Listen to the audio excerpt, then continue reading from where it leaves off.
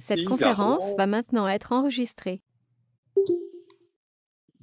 je suis ravi de vous accueillir 1, 2, 1, à 2. Rouen, puisque c'est une ville aussi portuaire, une ville aussi de navigateurs, comme il y a beaucoup de navigateurs aussi au Portugal. Et aujourd'hui, nous avons peut-être aussi, pour honorer votre présence, 2 navires portugais dans le port de Rouen.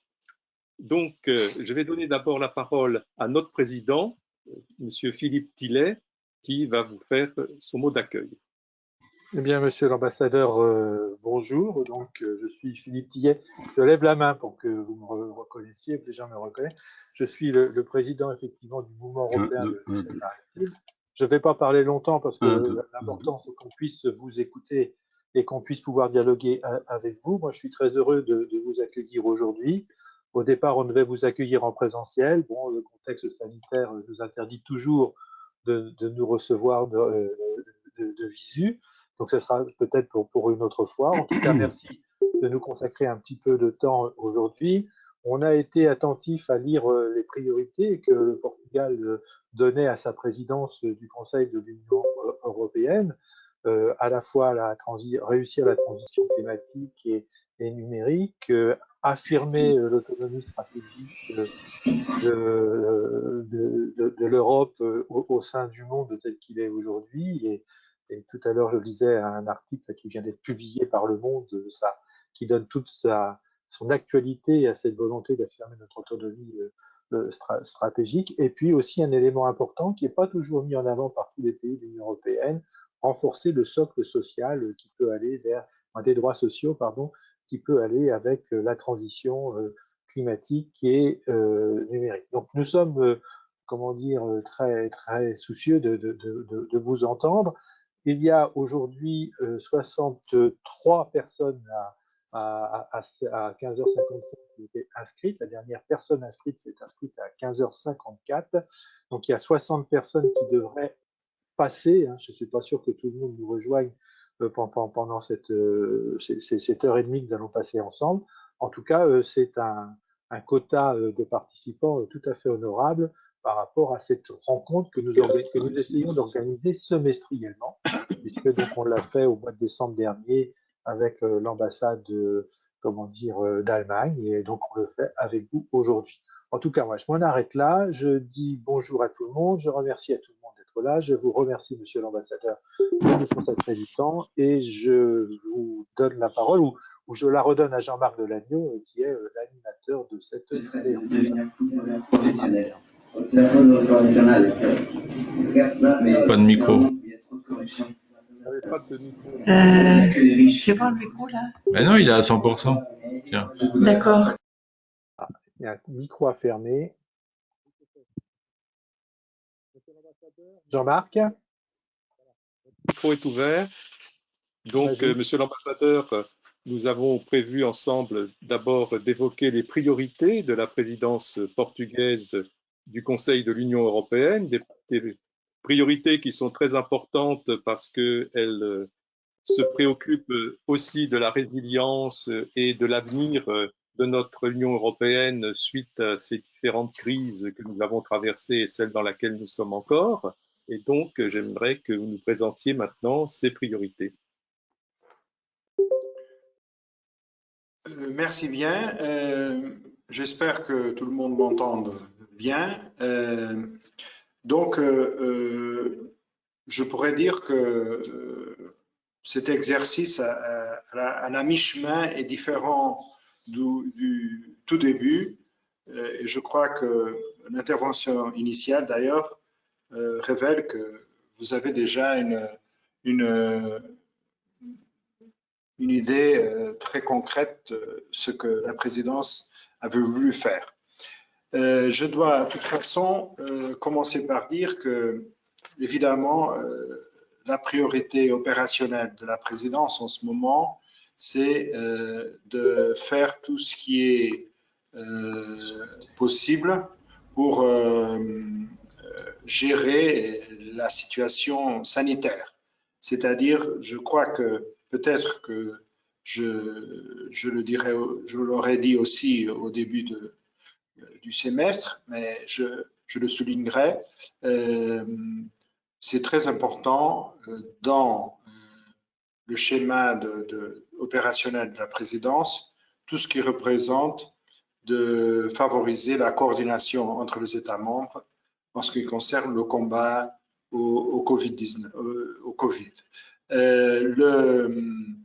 Une des démonstrations de cela, c'est justement tout ce qui a été nécessaire pour réussir à accueillir des positions des États membres strictement coordonnées en ce qui concerne les mesures, par exemple, de protection que quelques-uns ont décidé d'établir en ce qui concerne des vols, des pays qui étaient en situation qui ne permettraient pas l'accès facile au périmètre européen, les questions même de quelques pays dans l'intérieur de la zone Schengen qui ont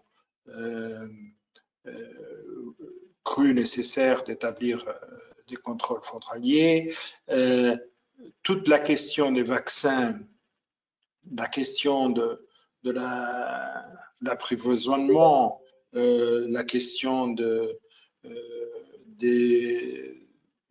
le possible nécessité d'avoir des contrôles renforcés d'exportation de vaccins produites en territoire européen et aussi la coordination en ce qui concerne les critères pour établir que différentes zones sont à risque ou ne sont pas à risque. Et finalement, plus récemment, toute la question des fameux certificats numériques, vous comprenez que cela a demandé une dépense d'énergie et on a eu beaucoup d'engagement pour essayer d'avoir une coordination entre tous les États membres, évidemment avec le rôle fondamental que la Commission a joué, mais pour vous dire donc que le combat au Covid a marqué aussi, comme les présidences précédentes, beaucoup notre activité. Quant aux priorités qu'on avait donc établies dans notre programme, je crois qu'on a réussi à maintenir le cap, puisque la priorité au sens que c'était ce qu'on voudrait vraiment ne pas nous laisser distraire avec d'autres choses qui pourraient peut-être paraître importantes, mais qui n'étaient pas l'essentiel. Et je crois que l'essentiel, c'est la relance économique, c'est la réponse à la crise pandémique, mais c'est une relance qui nous permettra, j'aurais dit en janvier qui nous permettrait, mais maintenant je dis qui nous permettra d'avoir, disons, un paysage économique, même un paradigme différent de celui d'avant la crise, surtout parce qu'on veut que cette réponse de relance soit ancrée, soit supportée par les transitions jumelles, entre guillemets, la transition verte et la transition numérique. Ça, disons, de nos trois principales priorités, relance, socle social et autonomie stratégique ouverte, ça, la relance ancrée sur les transitions, c'est donc la première priorité. La deuxième priorité, c'est qu'il faudra renforcer le pilier européen des droits sociaux, que nous trouvons que c'est une façon, en fait, de bien ou de réussir les transitions d'un mode juste et inclusif. J'y retournerai. Et la troisième priorité principale, donc, c'est renforcer l'autonomie stratégique de l'Europe, mais on l'a définie comme étant ouverte au monde, justement pour effacer toutes les tentations de voir dans l'autonomie stratégique un repliement sur l'Europe une diminution de ce qui a fait d'ailleurs la force du projet européen, son ouverture, l'intégrité du marché intérieur notamment. Donc, en ce qui concerne la relance, je dirais que il faut aussi souligner en ce moment où on est. La Commission s'apprête à aller au marché pour pouvoir emprunter ces sommes très importantes qui ont été approuvées par le Conseil européen, notamment pour faire face au nouveau budget de l'Union européenne et à ce plan de relance et résilience appelé New Generation EU. Pour que la Commission puisse emprunter ces sommes-là, et donc pour permettre le processus qui a été accordé de comment les États doivent faire pour avoir accès à ces montants, qui passent, comme vous savez, par la présentation. Chaque État membre devra présenter un plan national de relance et résilience qui est examiné par la Commission et après finalement sera approuvé par le Conseil. Donc, vous voyez que c'est déjà un processus qui prend un certain temps, mais tout dépend, comme je vous dis, de cette mobilisation financière dans les marchés, qui elle-même dépend que chaque État membre ratifie la décision de ressources propres de l'Union européenne. Donc, tout ça, c'est pour vous dire qu'en ce moment, on continue. Notre Premier ministre, d'ailleurs, avait fait cette sollicitation auprès de ses collègues du Conseil européen que chaque pays essayait de rapidement procéder à la ratification de la décision de ressources propres. Or, en ce moment, il y a un peu moins d'une vingtaine de pays qui l'ont déjà fait. On a encore un certain nombre de retardataires et, comme vous savez, on a eu aussi le détail important que cette décision de ressources propres a été approuvée au Bundestag par une majorité énorme, mais la décision finale a été suspendue en attendant le résultat d'un recours qui a été présenté au tribunal constitutionnel de Karlsruhe. Bon, tout ça, c'est pour vous dire que ce que la présidence portugaise continue de batailler, c'est pour que les premiers disboursements pourraient se faire, disons, le plus vite possible. Notre intention initiale, c'est jusqu'à la fin du premier semestre. Disons que peut-être que le calendrier de déboursement jusqu'à la fin du premier semestre est un peu optimiste. Mais je suis vraiment désolé, monsieur, parce que je ne vois pas du tout. Pardon. Donc, le déboursement devra se faire jusqu'à l'été, commencera de se faire jusqu'à l'été, moyennant, comme je vous l'ai dit, la présentation des plans nationaux. Pour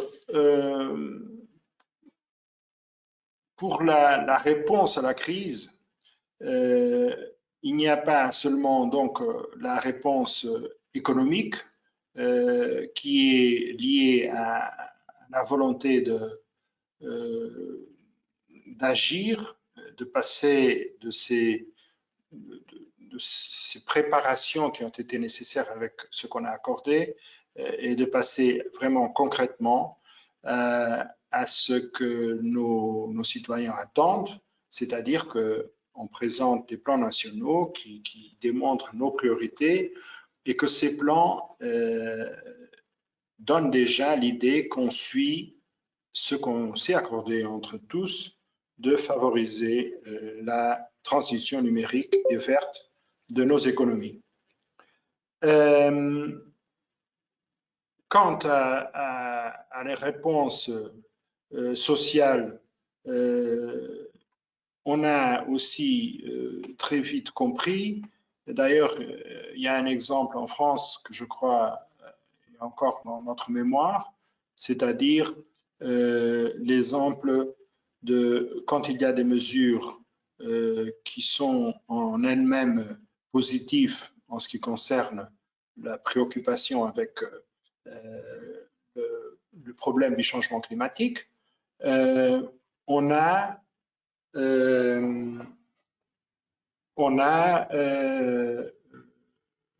comprend qu'il y a une dimension sociale qui est très importante. Et là, je dirais que ce qu'on veut faire dans le plan social, c'est-à-dire avoir une réflexion avec tous les partenaires intéressés, ce sera le sommet social Porto le 7 mai, où c'est une espèce de deuxième réunion de Göteborg. La première a établi le cadre du pilier social de l'Union européenne, mais il y a une différence importante, c'est que en plus des acteurs institutionnels, disons, qui étaient présents à Göteborg, cette fois-ci, il y aura aussi les partenaires sociaux. Il faudra, et cette réflexion est non seulement ceux qui savaient déjà du besoin d'un développement inclusif, que personne, disons, ne soit laissé au côté du chemin du développement économique, mais en plus, il y a, disons, une urgence et une importance additionnelle de la discussion, puisque on sait que notamment la transition numérique va obliger à un changement certainement très important du type de jobs, du type de compétences. Il y aura probablement des secteurs de la vie économique où il y aura moins de besoin d'un certain type de travail et qu'il faudra faire une réflexion, non seulement l'aide pendant cette transition, mais aussi ce qu'il faut faire en matière de donner les nécessaires compétences pour les jobs de demain. Et ça, c'est vraiment l'essentiel, je crois, de la discussion sur le socle social. La réponse aussi à la pandémie, pour permettre la relance, il y a donc l'actuelle campagne de vaccination où on espère arriver à une situation où on pourra être plus ou moins sûr que nos systèmes de santé puissent accommoder les développements du Covid dans les prochains mois jusqu'à une normalité, c'est ce que nous tous nous voudrons. L'Europe qu'on veut, donc, une des priorités, c'est une Europe résiliente. L'angle, disons, économique, c'est justement ce que j'ai fait référence, aux plans nationaux.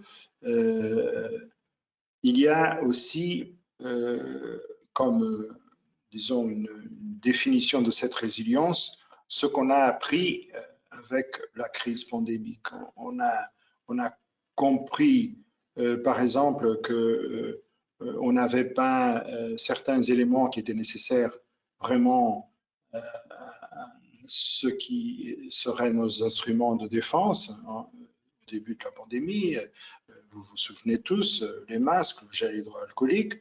même certains des médicaments, les principes fondamentaux pour leur fabrication étaient aussi produits ailleurs.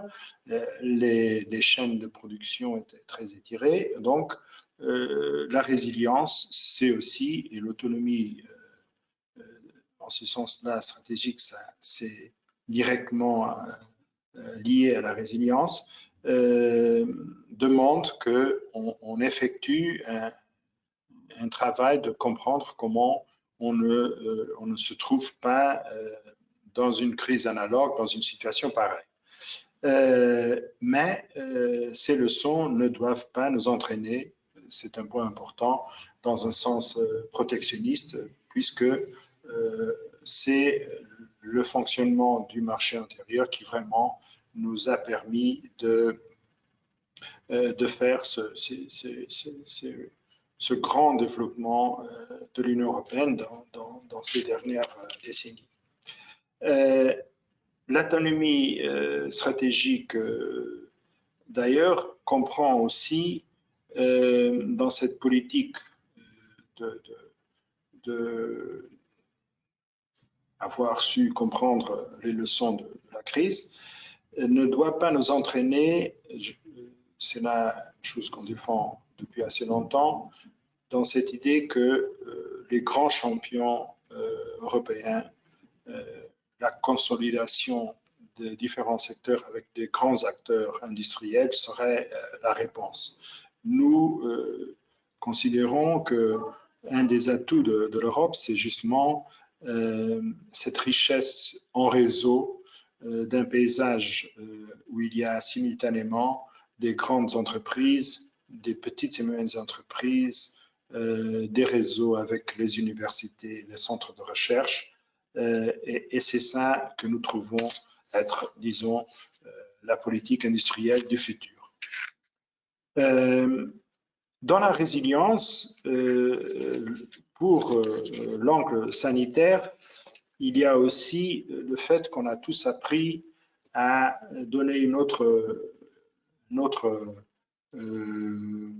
importance à ce qu'on pourrait dire l'union de la santé. Était encore et encore un peu embryonnaire. Il y avait déjà des instruments et des agences qui existaient, notamment pour le médicament, pour le contrôle de maladies, le CDPC et l'Agence européenne des médicaments. Tout ça, on a compris qu'il fallait donner beaucoup plus d'importance et surtout, je crois, on a compris que tout en sachant que les politiques de santé sont éminemment nationales, on a assez vite compris que c'était important de voir la dimension européenne de nos politiques sanitaires. Je crois qu'on a fait beaucoup de progrès là-dessus et d'ailleurs on voit dans les sondages que dans tous les pays de l'Union européenne, il y a cette attente d'une responsabilité accrue de la Commission et d'agences au niveau européen pour traiter de ces questions.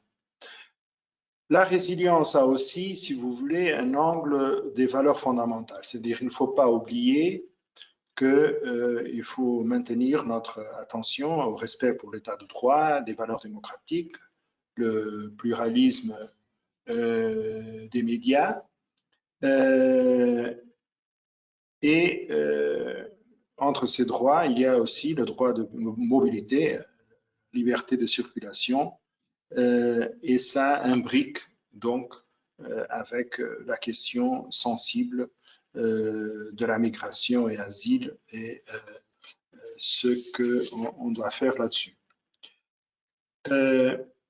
Sur l'Europe sociale, je crois que j'ai dit le fondamental.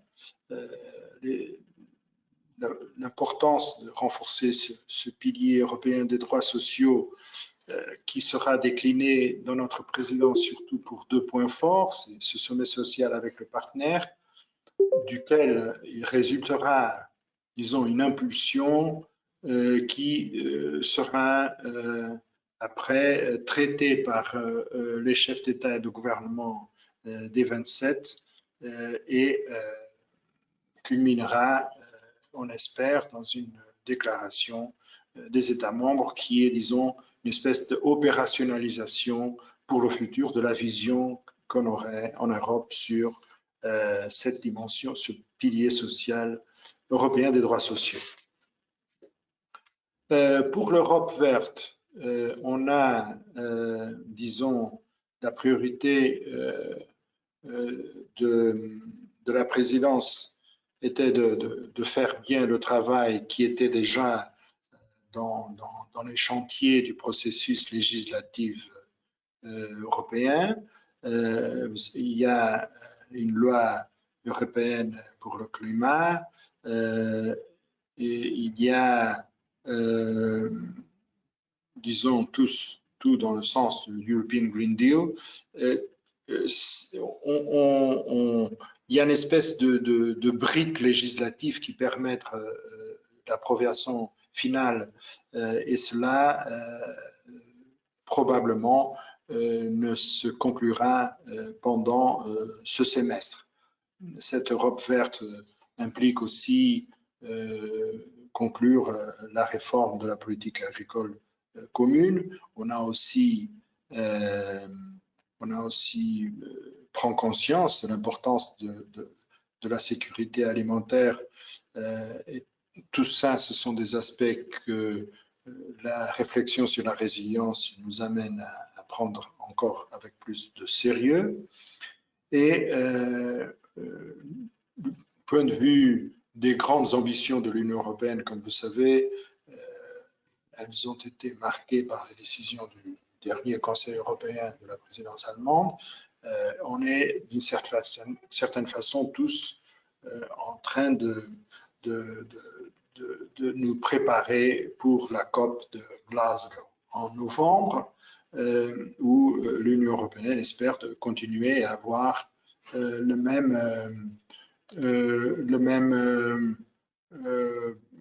position de leadership qui était la sienne. Puis, en ce qui concerne, quand on continue de parler de l'Europe verte, moi j'aime toujours additionner le bleu, si vous voulez. C'est-à-dire, c'est quand on parle de la transition verte et de l'importance accrue pour faire face au changement climatique notamment et aux pertes de biodiversité, c'est aussi important de ne pas oublier la dimension des ressources des océans et de la mer, c'est-à-dire l'importance de l'économie bleue. Et le Portugal, comme vous savez, attache une importance particulière à cela. Et en plus, nous savons de plus en plus que il y a un nexus entre les océans et les changements climatiques qui est absolument fondamental, puisque les océans, c'était vraiment un des régulateurs les plus importants par la captation d'émissions de réchauffement. Et donc, souvenez-vous de cela, dans le vert, il faut aussi voir le bleu. En ce qui concerne la priorité, disons, de la dimension Europe comme une dimension globale, donc une Europe ouverte au monde, une Europe qui défend le multilatéralisme, les partenariats internationaux, je dois dire que ici, comme en ce qui concerne le changement climatique, ce sont des questions qui sont, nous sommes beaucoup plus optimistes, je dois l'avouer comme ça, depuis qu'il y a eu un changement de l'administration à Washington. Il faut le dire. C'est-à-dire que il y a 6 mois, on ferait un appel à l'unilatéralisme aussi parce qu'on sentait que de l'autre côté de l'Atlantique, cette approche n'était pas vraiment défendue. On était très batailleurs pour les besoins d'ambition climatique, en sachant que de l'autre côté de l'Atlantique, il n'y avait pas les mêmes intentions. D'ailleurs, les États-Unis avaient sorti de l'accord de Paris. Donc, en ce moment, la situation est complètement différente. Il ne faut pas être aussi préoccupé de la grande défense du multilatéralisme puisque nos plus importants partenaires se joignent, disons, à ce consensus. Dans la dimension de l'Europe globale, on a fait des efforts pour souligner l'importance de l'Indo-Pacifique. On est en train d'essayer de trouver un langage sur une stratégie pour l'Indo-Pacifique au niveau de l'Union européenne, après qu'un certain nombre d'États membres aient déjà défini leur politique nationale, leur stratégie nationale pour cette région-là. La situation est de très grande actualité. Le porte-avions Charles de Gaulle français se prépare à aller dans ces parties-là. La même chose avec des vaisseaux d'autres grands pays européens. Et on avait aussi l'idée de démontrer l'importance de ce qui est les grands équilibres géopolitiques dans cette partie du monde, en invitant le Premier ministre de l'Inde, M. Modi, à se réunir avec les dirigeants européens. Encore dans l'Europe globale, en ce qui concerne l'Afrique, la priorité pour la présidence portugaise, c'est de faire qu'on ne perd pas la régularité des échanges d'haut niveau entre l'Union européenne et l'Union africaine. C'est-à-dire, il y a eu déjà un peu trop de temps à cause de la pandémie. La dernière fois qu'il y a eu un sommet entre l'Union africaine et l'Union européenne, les caractéristiques de ces échanges demandent le présentiel et la présence des leaders soit européens, soit africains. On ne le pourra pas faire dans l'immédiat. Probablement, ce sera dans le deuxième semestre de cette année, mais il faut préparer substantiellement ces échanges, un partenariat qui se veut entre égaux, où les stratégies ne sont pas des stratégies qui sont élaborées chacun de son côté, mais ce qui est nécessaire, c'est ce qu'on discute entre les uns et les autres de ce que serait une stratégie commune pour aborder cette relation entre les deux continents. On a, disons, un événement important pendant ce semestre qui aura lieu à Lisbonne le 23 avril, qui est une réunion de haut niveau, un forum de haut niveau sur les investissements verts en Afrique. Je pourrais y retourner, mais c'est pour, de certaine façon, renforcer la dimension de l'importance et de la réflexion de la transition verte, non seulement en Europe, mais en Afrique. Puis, on défend un nouvel élan envers les voisins du Sud. On aimerait avoir, en ce qui concerne notre voisinage sud immédiat, à peu près la même chose qu'on a au sein de l'Union européenne, ce qu'on appelle le partenariat oriental, et on donne les pas dans cette direction. En ce qui concerne l'Amérique latine, on trouve que c'est important de répondre aux défis qui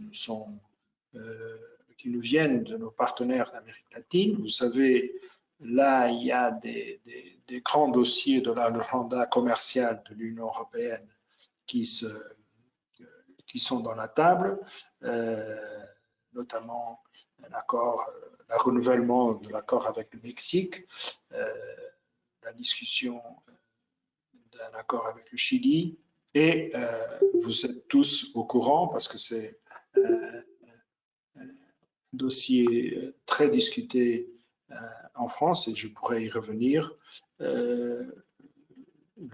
l'accord entre l'Union européenne et Mercosur que la présidence portugaise veut continuer de maintenir dans l'agenda et de faire que tout soit préparé pour que les réticences des États membres puissent être soulevées et qu'à un moment donné, il y aura même les conditions politiques pour qu'on avance dans le sens de la ratification de cet accord. Une dimension que la présidence avait déjà évidemment inclus était le dialogue avec les États-Unis, que, comme vous imaginez, maintenant les choses sont beaucoup plus simples. On défend que dès que possible, il devait avoir un sommet entre les États-Unis et l'Union européenne.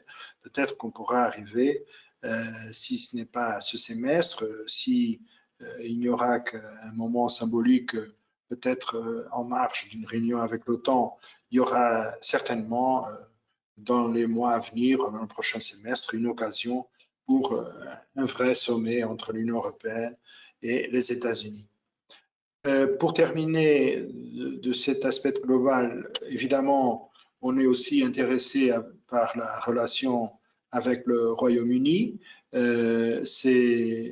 Notre ambition là, je dois dire, est assez modeste parce que ce qu'on a dans les bras, c'est-à-dire de faire fonctionner les deux accords, l'accord de sortie et l'accord commercial avec le Royaume-Uni, donne déjà énormément de travail à la présidence pendant ces 6 mois. Mais évidemment, il y a cette dimension de la relation un peu sur des aspects qu'on n'a pas eu à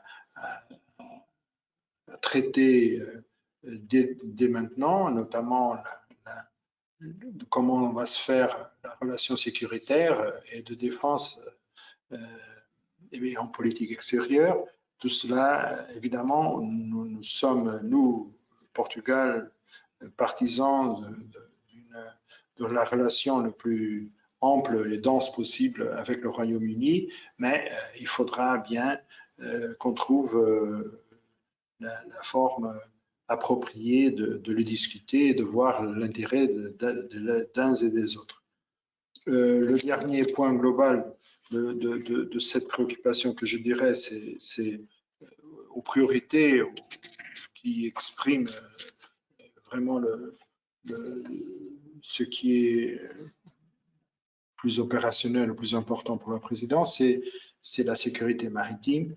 C'est un point qu'on va et qu'on continue de traiter avec beaucoup d'efforts, notamment par favorisant ce qu'on appelle les présences coordonnées, maritimes coordonnées, notamment au golfe de Guinée. Mon dernier mot de cette longue introduction pour vous dire qu'est-ce que la présidence pense faire et a fait, c'est donc la fameuse conférence sur le futur de l'Europe qu'on a réussi à établir, disons, sa gouvernance. C'était pas simple. Ça nous a fait un peu rétrécir le calendrier pour le fonctionnement en tant que tel de la conférence, mais tout s'annonce dans la direction qui était l'initiale, c'est-à-dire que l'exercice de réflexion et d'essayer de réduire la distance entre les citoyens et les institutions pourra aboutir à un résultat qui sera prêt pour le début de l'année prochaine, coïncidant d'ailleurs avec la présidence française de l'Union européenne. Donc ça, c'était le cadre général et les principaux points de la vie et de la programmation de la présidence. Et maintenant, je suis absolument à votre disposition pour répondre à des questions. Merci. Merci beaucoup, Monsieur l'ambassadeur, pour ce tableau très complet des défis et enjeux actuels de l'Union européenne et des priorités de la présidence de l'Union par le Portugal. Je voudrais vous demander si vous pouvez apporter d'abord quelques précisions concernant le sommet que vous avez évoqué, qui je crois va se tenir le 7 et le 8 mai à Porto, qui concerne justement l'aspect social. Quelles sont les priorités dans ce domaine, plus particulièrement, que la présidence portugaise souhaite mettre en place? Oui, bon, l'idée donc, c'est que il y aura un moment 7 qui est, disons, comme je vous ai dit, une espèce de Göteborg 2, c'est-à-dire qu'il y aura des représentants des institutions, le président de la Commission, du Parlement européen, des grandes institutions financières européennes comme la Banque européenne d'investissement. Il y aura des représentants d'organisations non gouvernementales.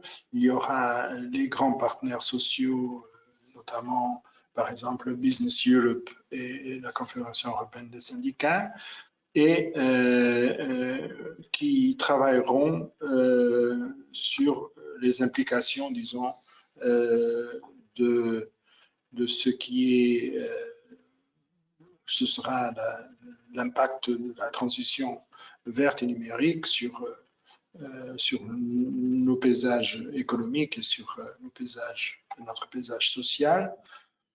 C'est quelque chose qui est, je dois souligner, est un peu indépendant de ce qui est le processus législatif européen dans certaines de mesures et de thèmes au domaine social qui ont aussi une implication évidemment dans la vie de nos pays. Mais ce que je veux dire, c'est que on ne fait pas tout cet effort pour, si vous voulez que je parle très franchement, pour ne parler que de salaire minimum européen. C'est pas ça l'intention de l'exercice de la présidence. Il y a des propositions d'ailleurs sur la table sur le salaire minimum, mais qui font partie du processus législatif qui est discuté entre les différents États membres qui ont des cultures sociales différentes en ce qui concerne la façon de s'adresser à cela, de la même façon que les règlements en ce qui concerne le travail détaché, ce sont des choses qui sont de nature aussi à devoir dépasser des différences de perspective entre différents États membres et qui sont, disons, discutés au sein des institutions et des groupes de travail. On arrivera donc au cadre qui permettra de faire des avancées dans ces domaines. La présidence essaie de trouver les conditions qui permettront aux différents textes qui sont dans ce processus législatif de pouvoir être complétés, dont la directive sur les salaires minimums, mais ce n'est pas là, ce n'est pas cela à qu'on devra, disons, réduire la dimension sociale à Porto ces 2 jours-là. Non, le premier jour, comme je vous ai dit, c'est donc une impulsion qui viendra de tous les acteurs, essayer de voir, disons, une approche semblable, commune de tous les acteurs pour ce renforcement de la dimension sociale. Ce produit-là sera examiné dans la réunion informelle du Conseil européen le lendemain par les chefs d'État et de gouvernement des 27 qui prendront acte et contribueront, on l'espère, pour cette dynamique, ce mouvement dans le sens de renforcement du pilier social de l'Union européenne par une déclaration politique, une déclaration de Porto qui, disons, donnera bien l'idée que l'Europe veut avancer vers le vert, veut avancer vers le numérique, sans oublier l'importance du social. Merci beaucoup, Monsieur l'Ambassadeur. Je pense que si je peux assistons à quelque chose.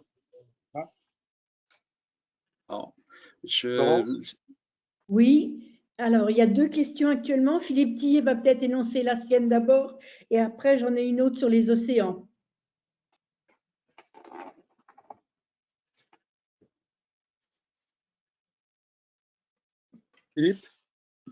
Philippe, ton micro. Oui, je disais, oui, j'ai remis le micro, voilà, pardon. Et je disais qu'il y avait aussi André Calantier qui apparemment voulait intervenir.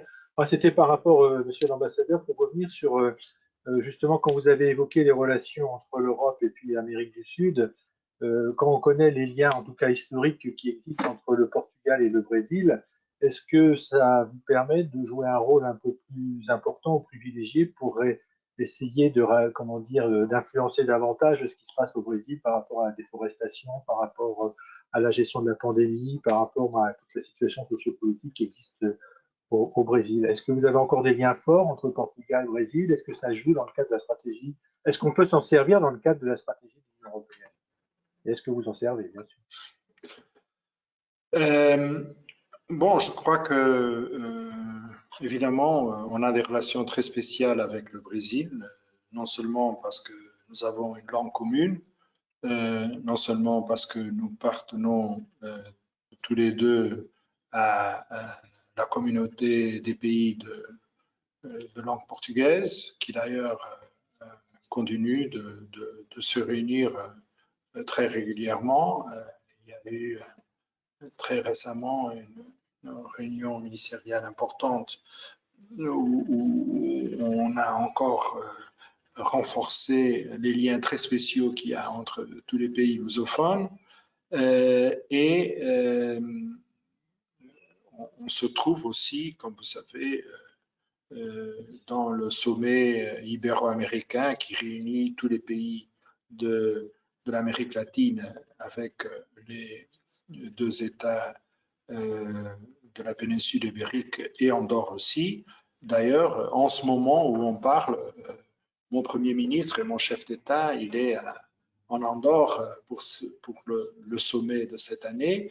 Et là aussi, c'est aussi, disons, une démonstration de relations très étroites qu'on a avec les pays latino-américains, avec le Brésil en particulier. On partage évidemment l'ambition climatique et la préoccupation de tous les autres pays européens avec les enjeux climatiques, l'importance de ne pas détruire le patrimoine de biodiversité, l'attention à ce qui se passe dans la forêt amazonique, évidemment. Mais d'un autre côté, on a, en tant que présidence portugaise de l'Union européenne, on a un problème, un dossier, si vous voulez, en main, c'est-à-dire l'Union européenne a mis presque une vingtaine d'années à discuter d'un accord avec le Mercosur. L'accord a été conclu et nous trouvons que c'est la crédibilité en fait de l'Union européenne qui est en cause. Si au moment où on a arrivé à conclure, après des négociations très compliquées, un texte, qu'on n'arrive pas à faire ce qui est l'habituel, c'est continuer le processus qui va jusqu'à sa ratification par les États membres de l'Union européenne. Donc, on sait que en tant que tel, en état actuel, l'accord ne réussirait pas à avoir, disons, l'approbation politique, notamment de par le pan de certains pays qui étaient plus revendicatifs sur la façon dont ce que le Brésil devrait faire soit plus juridiquement contraignant, disons, et ce qu'on a arrivé à faire pendant ce semestre, pendant ces mois, c'est de trouver une entente avec les pays du Mercosur dans le sens d'avoir un texte additionnel, une déclaration additionnelle à l'accord proprement dit, un texte additionnel qui donnera, on espère, les assurances qui sont demandées plus vocalement par les uns, mais d'une façon générale par nous tous, en ce qui concerne les responsabilités des pays du Mercosur envers cette préservation de la forêt et la préservation de la biodiversité. Ça, pour nous, c'est important et pour répondre, disons, au début de votre question, évidemment, notre relation spéciale avec le Brésil nous a permis aussi de faire comprendre à nos amis brésiliens dans quelle direction on pourrait travailler pour arriver à quelque chose qui pourrait être acceptable pour tous. Cette déclaration, ce n'est pas une imposition de l'Union européenne sur le Mercosur, c'est, disons, une attention supplémentaire à ces questions écologiques qui d'ailleurs doivent être de la même façon contraignantes pour l'Union européenne et pour le Brésil. C'est là où on est. Disons, on ne voulait pas tout simplement mettre l'accord EU-Mercosur dans une étagère et ne faire rien. Et nous, ce qu'on a essayé, c'est vraiment de voir comment c'était possible de faire avancer ce processus de ratification, même en sachant qu'il y a encore pas mal de chemin à parcourir avant que tout le monde soit suffisamment satisfait qu'il y aura la ratification dans tout leur parlement, le Parlement européen premier et dans les parlements nationaux. Merci, Monsieur l'Ambassadeur. Il y avait une autre question de Monsieur André Calantier. Tu as la parole, André. Oui, merci Monsieur l'Ambassadeur d'avoir présenté les priorités de la présidence portugaise et puis d'avoir fait un large tour d'horizon concernant l'Afrique, concernant les deux Amériques, l'Angleterre et autres. Mais moi, j'aimerais savoir aussi quelles sont les relations, si on se retourne complètement, quelles sont les relations actuellement Russie-Europe ou Europe-Russie, et puis surtout aussi les relations Europe, Chine et Inde, deux pays qui représentent à eux seuls un tiers de l'humanité et qui ont un fort potentiel de développement. Très bien. Écoutez, les aspects de l'agenda global que j'ai parlé, d'une certaine façon, sont ceux où continue d'avoir un rôle particulier et en fait un peu de conduite d'agenda de la part de la présidence rotative. Par exemple, les accords commerciaux, le Conseil de l'Union européenne où les questions commerciales sont discutées, la présidence de la réunion est exercée par la présidence pendant ce semestre de l'Union européenne. Or, dans les matières de politique extérieure pure, depuis le traité de Lisbonne, la conduite de la politique extérieure est, comme vous savez, la responsabilité du haut représentant, vice-président de la Commission, en ce moment, M. Borrell. C'est-à-dire que ces réunions-là sont dirigées non pas par la présidence rotative, mais par, en ce qui concerne le Conseil des affaires étrangères, par le haut représentant, et en ce qui concerne le sommet, par le président du Conseil européen. Donc, c'est pour ça que je n'ai pas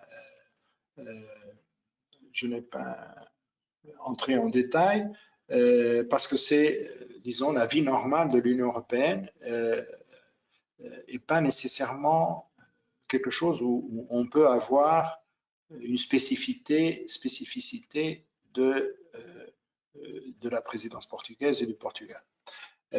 Nos positions en ce qui concerne,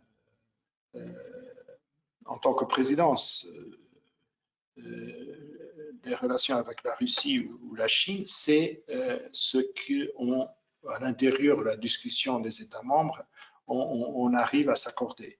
Évidemment, je n'ai pas parlé trop de Chine parce que il y a une espèce de régularité il y a une espèce de respiration dans les relations des grands acteurs géopolitiques climaxants, disons, dans les sommets. Et donc, on peut dire que le dernier semestre, l'année dernière, on parlait beaucoup de Chine parce qu'il y allait avoir un sommet entre l'Union européenne et la Chine. C'était dans les cartes d'avoir même une réunion des 27 leaders européens avec le président chinois. Finalement, à cause du Covid, ça n'a pas pu aboutir, mais il y a eu quand même ce grand résultat à la fin du semestre, même à la fin, à la veille du nouvel an, de l'accord compréhensif sur les investissements. Et donc, ce que je peux vous dire sur la Chine, c'est que la situation actuelle est celle de, il y a un texte qui a été, disons, complété et accordé entre l'Union européenne et la Chine et qui maintenant doit être examiné par le Parlement européen et qui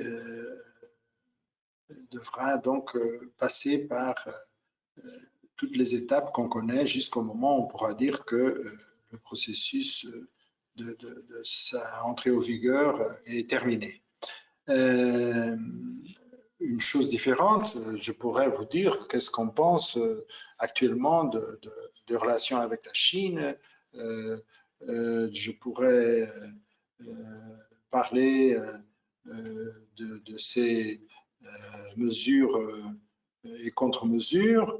Je pourrais parler de comment la dimension climatique et la lutte contre la dimension climatique représente un important lieu d'échange et de dialogue très important entre la Chine et l'Union européenne.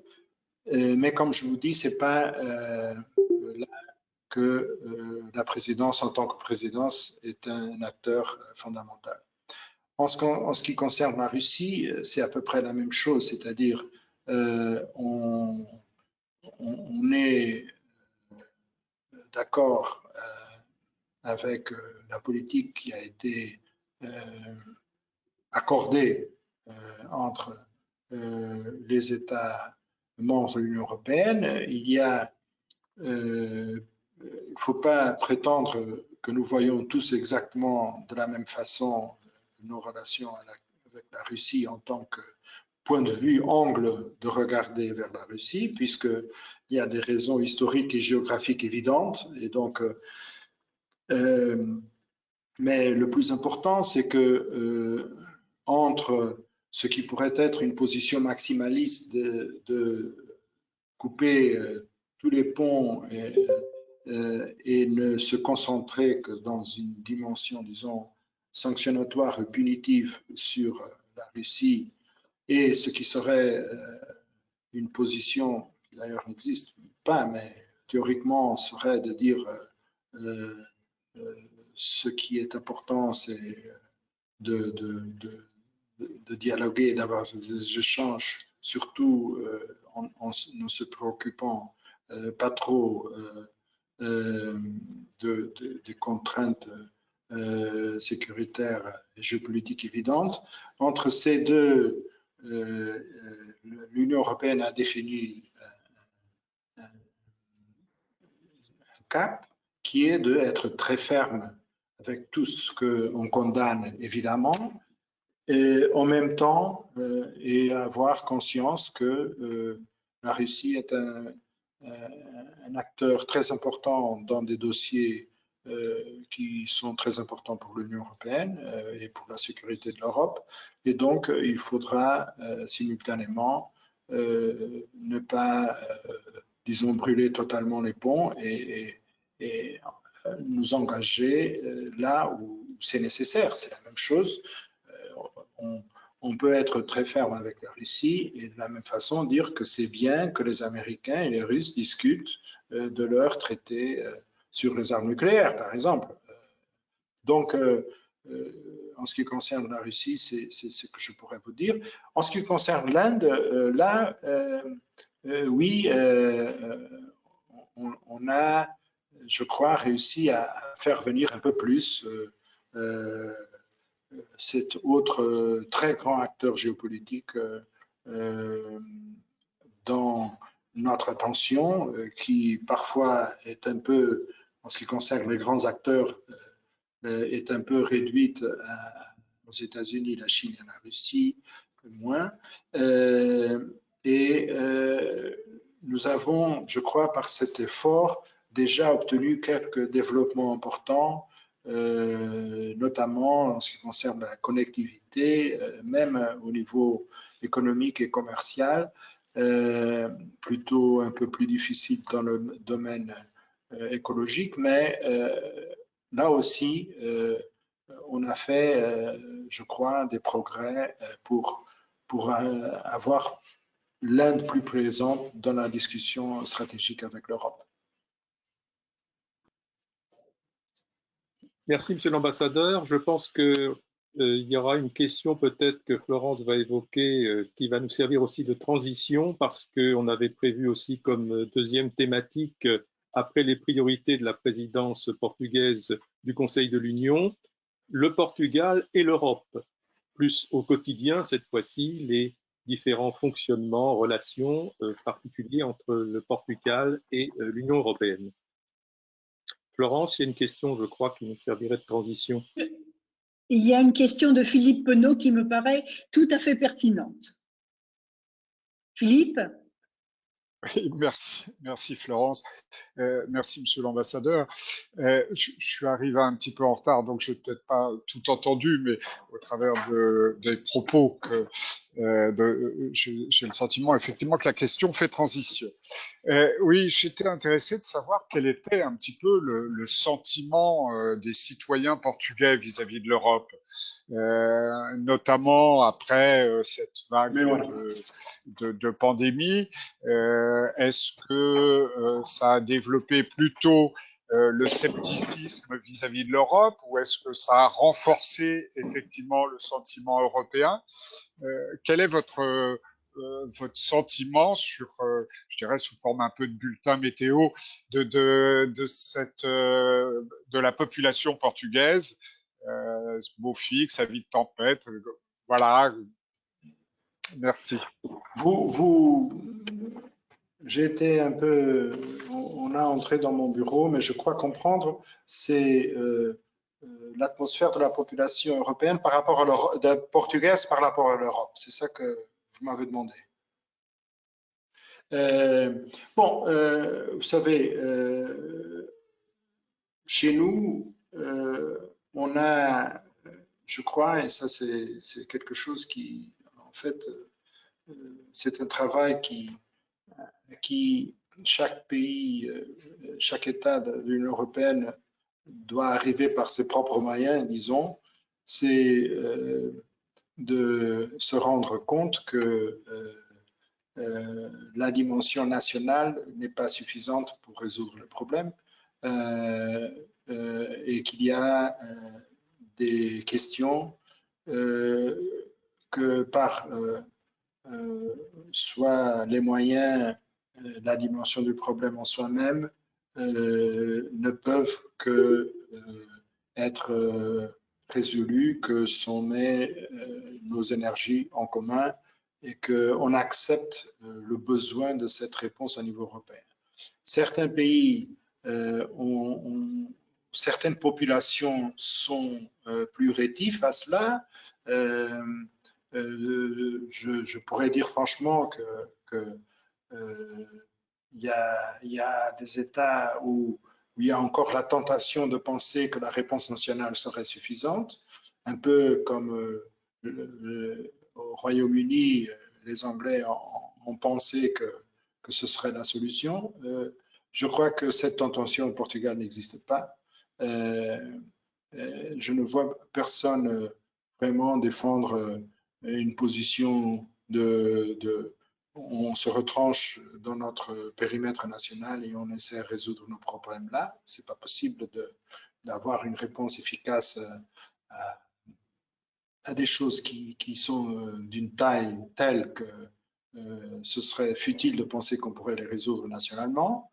Je crois que la pandémie, dans ce sens-là, a aussi aidé à cette éducation, à cette pédagogie de nos opinions publiques. Il y a un an, si vous diriez dans certains pays que s'il y a un problème de santé publique important, c'est une chose que on va essayer d'avoir une coopération à niveau européen. Il y aura des gens qui disaient non, c'est pas nécessaire parce que de toute façon, on a tous les moyens nationaux qui sont en place pour faire face à des problèmes qui peuvent arriver. Et soudain, on a compris que soit dans les moyens thérapeutiques, soit dans les vaccins, il n'y a pas de puissance nationale qui peuvent le résoudre pleinement. On sortira de la crise pandémique coordonnée et en commun européen, parce que si on avait une réponse très parfaite dans 1 ou 2 ou 3 zones de l'ensemble du territoire européen, on ne résoudrait pas la pandémie. Il faut cette synchronisation de la vaccination, c'est un peu ça. C'est qu'il faudra arriver à un moment où les conditions d'élimination du virus ou de diminution radicale de la transmission soient plus ou moins les mêmes dans tous les territoires de l'Union européenne. Donc ça, au Portugal, on le comprend. On l'a compris déjà pour d'autres enjeux. Et moi, je me rappelle toujours, j'étais ambassadeur à Pékin, comme peut-être vous savez, avant de venir ici. Et je me rappelle que quand j'ai fait la visite de mes collègues, je suis évidemment au tout début aussi allé parler avec mon collègue allemand. Et il m'a dit de son propre chef, l'Allemagne a une position très positive en ce qui concerne nos relations avec la Chine à cause de l'importance de nos exportations et de l'industrie allemande, mais n'ayons pas d'illusions, l'Allemagne n'est pas suffisamment grande pour ce qui est les enjeux de la dimension économique de la Chine. Donc, je donne cet exemple pour dire que les pays, d'une façon plus facile ou moins facile, arrivent à comprendre qu'il y a des enjeux d'une telle dimension ou des acteurs d'une telle dimension que vraiment notre salut d'avoir un rôle à jouer, c'est le salut de l'autonomie de l'Europe qui deviendrait à la longue une vraie puissance et que là, elle pourrait maintenir vraiment un rôle dans la dynamique géopolitique. Je crois qu'au Portugal, on a compris. En ce qui concerne la réponse à des crises économiques et financières, on l'a compris aussi. Donc, on est bien dans notre peau en tant que simultanément portugais et européens. Et je crois que là, c'est la question pour nous tous. Si vous voulez, d'un point de vue identitaire, c'est d'accepter les identités multiples et d'être simultanément un bon breton, un bon français et un bon européen, pour donner un exemple. Merci, Monsieur l'ambassadeur. Est-ce qu'au Portugal, pour compléter ce que vous avez dit et reprendre ce qu'avait dit un peu aussi Philippe Penaud dans sa question, est-ce que la population donc ressent une certaine fierté d'appartenir à l'Union européenne et qu'il n'y a pas beaucoup d'eurosceptiques? Oui, c'est le sens même de ma réponse. Il a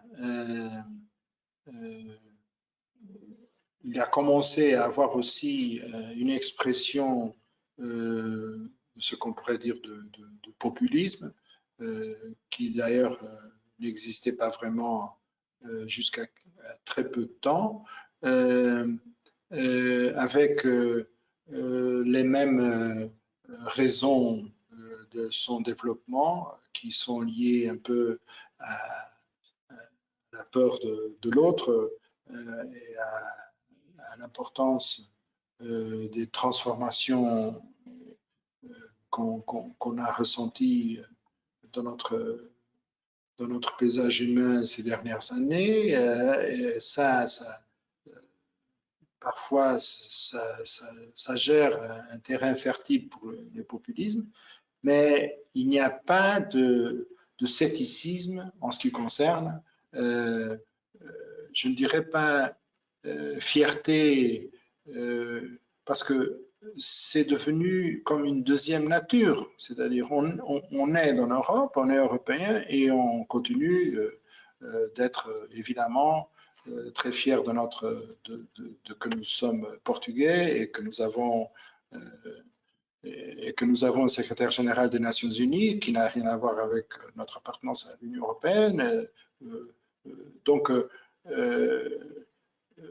je crois que c'est même la question, est-ce que un pays un peu plus petit, un peu plus périphérique devrait se sentir très orgueilleux d'appartenir à l'Union européenne? Cette question-là, je pense que n'est pas bien posée, disons, parce que ce n'est pas une question de fierté, c'est une question de, on a compris à un moment où on a, disons, quitté le chemin qui ne pourrait plus se parcourir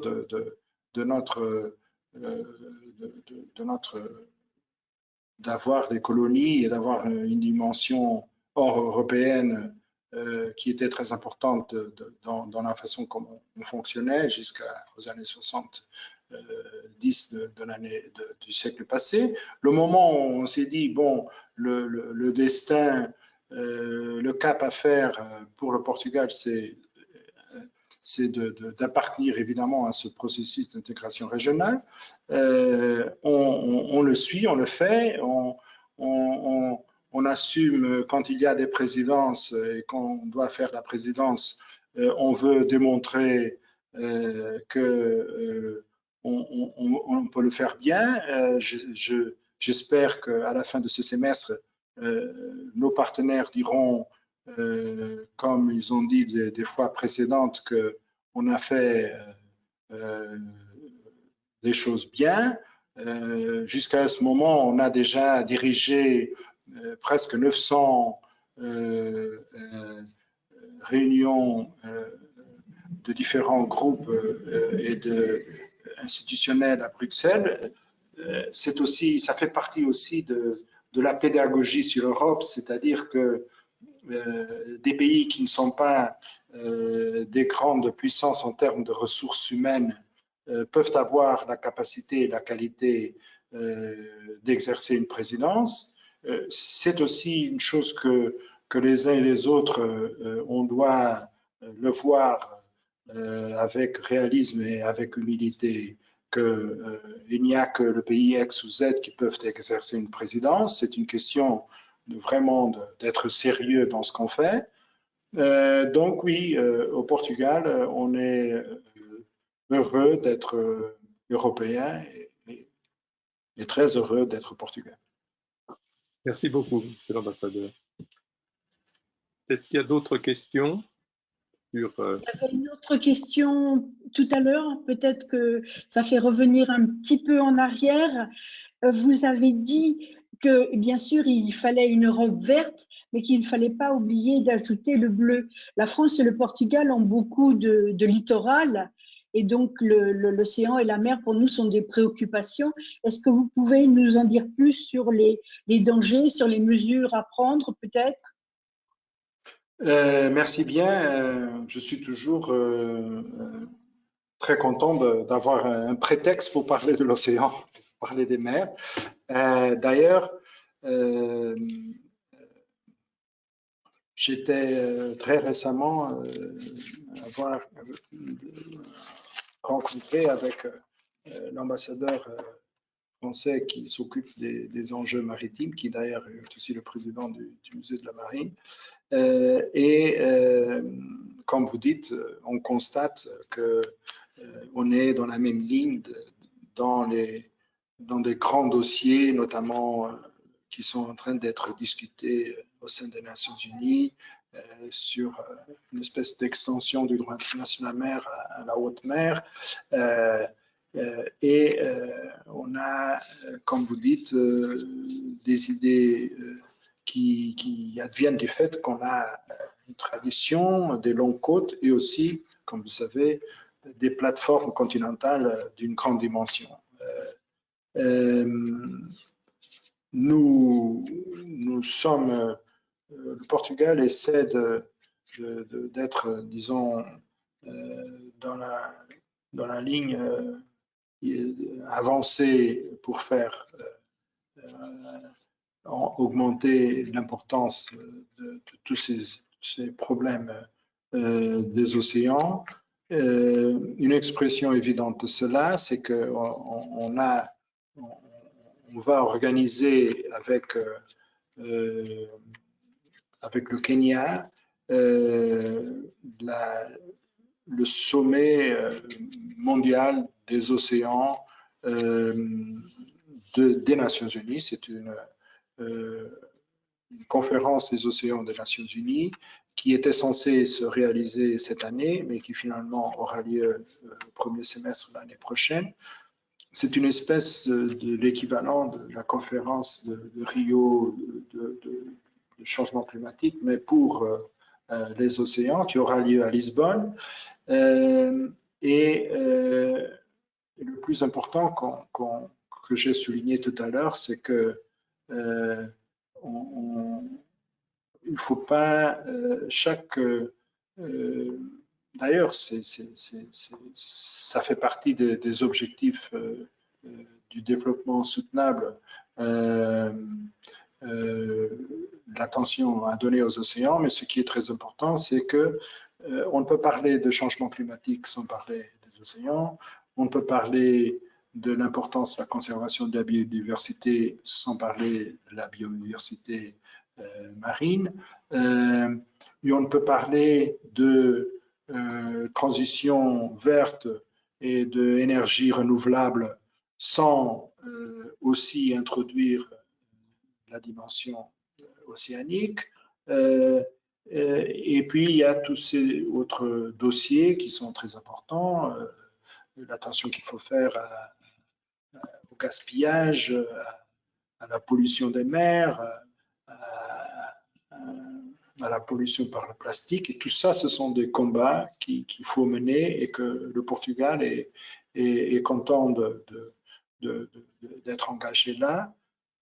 Et puis, dans une dimension qui est aussi importante pour ne pas avoir, disons, un côté fondamentaliste écologique par rapport aux océans, c'est qu'il faut trouver une façon aussi, évidemment, de construire une économie bleue où on peut, sans avoir des conséquences sur l'environnement que nous pourrions regretter dans le futur, il faut pouvoir évidemment aussi utiliser les recours des océans pour le développement et le bien-être des gens. Merci, monsieur l'ambassadeur. Il y a une question subsidiaire. On a demandé s'il existait des éoliennes en mer au Portugal. Oui, c'est encore, comme vous savez, c'est encore plutôt je ne dirais pas l'expérimental parce qu'on a déjà la technologie, il y en a déjà des zones où on va donner les concessions pour que cela s'établisse. Mais en tant que, en disant qu'en production d'énergie, c'est encore un peu, nous sommes au tout début de cette technologie. Il y a aussi une question de Philippe Penaud sur le Cap-Vert. Philippe? Oui, monsieur l'ambassadeur, est-ce que vous pourriez nous dire un petit mot sur le Cap-Vert, qui est de langue portugaise et également partenaire spécial de l'Union européenne? Est-ce que ce pays, avec qui vous avez quand même des relations, je pense, privilégiées, peut jouer un rôle dans les relations Europe-Afrique? Bon, moi, j'ai eu un déjeuner avec mes collègues pays lusophones à Paris il y a quelques jours. Et mon collègue de Cap-Vert, qui en ce moment, le Cap-Vert exerce d'ailleurs la présidence de la communauté des pays de langue portugaise, évidemment, c'est disons, un interlocuteur très sérieux en ce qui concerne, comme vous dites, la relation entre l'Afrique et l'Europe. Nous avons aussi des diasporas en France et je crois que ça aide, disons, à mieux comprendre les enjeux. Je crois que en ce qui concerne la relation avec l'Afrique, ce qui est important, c'est de continuer avec cette idée qui est de faire des choses avec l'Afrique, de définir des stratégies avec nos partenaires africains, de sortir de l'idée qui est dépassée de voir toutes les choses sur une perspective assistentielle, je ne sais plus comment on le dit, c'est-à-dire que on doit heureusement dépasser cette espèce de tout voir avec les yeux de l'aide au développement. Il y a des choses qui se passent en Afrique qui sont très intéressantes. Par exemple, le paiement par téléphone portable dans les villes importantes africaines est beaucoup plus développé qu'en Europe. ils sont à peu près à mi-chemin entre nous et la Chine. Donc, dans ce qui concerne les énergies renouvelables, il se passe des choses au Maroc qu'on devrait bien y réfléchir. Donc, le Cap-Vert, c'est un exemple d'un État africain où il y a un sérieux et des moyens et des ressources humaines et un niveau d'éducation important. Et donc, évidemment, c'est un partenaire très intéressant pour l'Europe. Merci, Monsieur l'Ambassadeur. Cette question du reste va servir de transition aussi parce qu'on ne va pas pouvoir abuser beaucoup plus longtemps de votre temps qui est très précieux. Oui, je dois sortir dans 3 minutes. Oui, alors la troisième thématique que nous avions évoquée était les relations particulières entre la France et le Portugal. Et puisque la langue portugaise a été évoquée dans la question précédente à propos du Cap-Vert, je pense qu'il est important aussi qu'il y ait un enseignement de la langue portugaise dans la diversification linguistique nécessaire en Europe, qu'il soit pratiqué en France et qu'il y ait un accord particulier entre le Portugal et la France à ce sujet.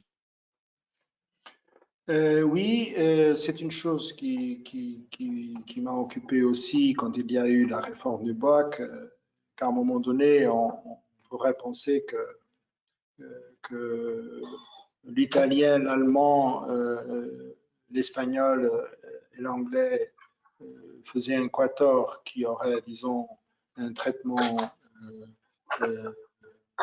plus égaux que les autres, et on a dû faire un effort pour faire comprendre que la langue portugaise étant comme langue maternelle la plus parlée de l'hémisphère sud de cette planète, comme peut-être vous ne savez pas, qu'avec le développement démographique en Afrique, la langue portugaise sera parlée par quelque chose comme 450 millions de personnes en 2050. Et donc, on a toujours besoin de disons, souligner ces aspects-là. C'est une langue qui est en grand essor par comparaison à d'autres langues qui ont déjà eu des positions beaucoup plus importantes et qui maintenant occupent une position plus modeste. Et le problème en France, mon opinion, c'est qu'on n'a pas encore vraiment réussi à percer dans la jeunesse française au moment où ils sont appelés à avoir une option d'une troisième langue. Il y a beaucoup qui, peut-être un peu par paresse, vont choisir des langues qu'ils pensent que seront plus faciles dans leurs études scolaires. Et on a un travail à faire pour disons, dire que dans l'Europe qu'on construit, dans le monde global où on est, le multilinguisme, évidemment, est un atout et ce serait bien de parler différentes langues et que chacun de nous doit vraiment arriver à un moment donné parlant son grand problème, 3-4 langues, c'est pas compliqué. Mes enfants parlent 4 langues et j'ai pas, je n'ai jamais vu qu'il y avait une diminution, par exemple, de la performance scolaire à cause de cela. Et donc, je crois qu'il y a eu des développements importants parce que les deux pays ont fait un corps important en 2017. On a sorti clairement du paradigme d'une langue de ghetto, d'une langue qui n'intéressait qu'à la communauté de descendants. On n'a pas d'enseignement en dehors de l'éducation nationale française. Donc, tout ça, c'est un progrès. Maintenant, ce qui nous reste, c'est à convaincre des petits Français à s'essayer à la langue qui leur pourra un jour donner l'accès à la littérature portugaise et brésilienne, au marché d'emploi du Brésil, à des activités, je crois, très intéressantes dans les pays lusophones, en Afrique, etc. Je crois que je vais devoir vous abandonner. Malheureusement, je croyais que c'était 1 heure et quand j'ai vu que c'était 1h30, j'ai mon compromis à 17h30. Mais ce que je veux, disons, souligner, c'est que c'est presque dommage qu'on ait la présidence qu'une fois tous les 15 ans, parce que pendant ces 6 mois, j'ai eu l'opportunité de me faire entendre, d'avoir ces échanges avec beaucoup d'audience et ça contribue évidemment énormément pour une perception plus vraie, plus proche de la réalité de ce qui est le Portugal et la France et d'ailleurs l'excellence de la relation de nos 2 pays. Je vous remercie immensément de votre invitation. Merci beaucoup, Monsieur l'ambassadeur. Philippe Tillet, notre président, va vous remercier aussi, je pense. Oui, ben en vraiment 10 secondes, Monsieur l'ambassadeur, parce que j'ai bien compris que vous avez besoin de partir incessamment. Moi, j'ai bien retenu que vous disiez que nous assistions à l'émergence d'un monde nouveau. En fait, ça prédétermine un séminaire que nous allons organiser justement sur ce thème-là dans les semaines qui viennent, qui va s'appeler l'Europe le long de la Seine, le fleuve qui coule en Normandie, avec cette idée notamment s'attachant plus particulièrement aux friches industrielles, comment à partir des friches, en reprenant un mot que vous avez utilisé, le mot de résilience, comment on va pouvoir à travers toute l'Europe, on va faire émerger une nouvelle Europe. Et là, je crois qu'on a beaucoup à s'inspirer de ce qui se fait passé au Portugal parce qu'au 15e, 16e siècle, vous nous avez permis de découvrir un monde nouveau grâce à vos marins, grâce à vos explorateurs. Et je pense qu'on aura besoin de se retourner vers l'histoire du Portugal pour s'inspirer de son expérience pour inventer l'Europe d'après. En tout cas, merci beaucoup, Monsieur l'ambassadeur. Merci à tous. Merci et bien. donc, on se retrouve bientôt dans une prochaine initiative qui sera l'Europe le long de la Seine. Merci bien. Et merci. Bonsoir à tous. Au revoir.